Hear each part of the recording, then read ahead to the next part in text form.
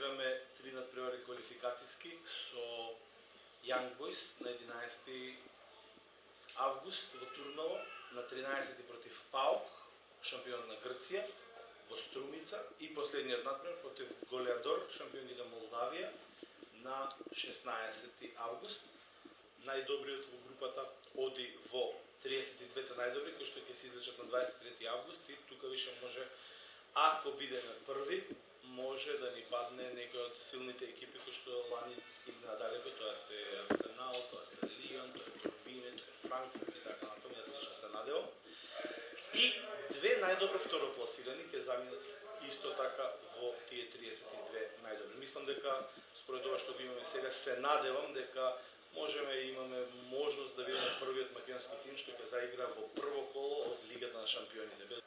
Добро се работеше на припремниот период, ја мислам дека се донесени девојките до она надпреварувачка фаза кај што треба максимумот да го дадат. Групата како група не ни е позната, Young Boys прв пат се среќаваме, ПАОК исто прв пат се среќаваме, исто и со молдавскиот представник.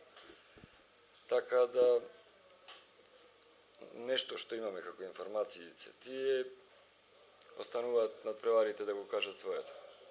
Во однос на нашата екипа, мислам дека сме подготвени физички доста добро, тоа се види на вчерашниот надпревар со една екипа силна како што е Машинац. Одигравме 3 надпревари, нема да звучи нескромно кога кажам дека ако ги победевме немаше да биде изненадување, бидејќи имавме и повеќе шанси, имавме недосуден пенал и нормално наклоност околу од нивните суди кои беа србинки нормално, бидејќи беше пријателски надпревар.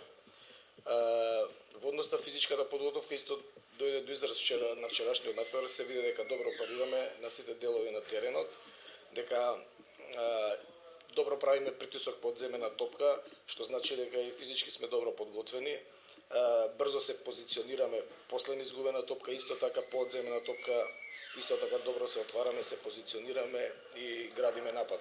Околу групата која не очекува, немаме големи сознанија, освен нешто материјал видео за Young Boys, но до на што можеше да се види од видеоматеријалот, станува збор за спремна екипа, однос на конституцијата на девојките и се гледа дека тоа барем добро физички подготвена екипа, дека ќе имаме доста проблеми во воздушните дуели и дека мислам ќе го добија надпреварот оној кој повеќе ќе истрча на тој надпревар. Кај девојките во изминатиот период влеавме самодоверба дека можат да одиграат против било кого, тоа вчера они многу добро го покажа, дека нема да се плашиме и нема да играме да го чуваме голот или да примиме што помалку голови како што било до сега пракса, него буквално на секој надпревар идеме на победа. И можам тука исто одговорно да кажам дека доколку не се пласираме во првото коло од Лига шампиони, дека тоа за нас ќе биде неуспех. Значи доста веќе со она да примиме гол помалку или да дадеме гол и на тоа да гледаме како некаков успех. Јас верувам во девојките, во нивните индивидуални квалитети.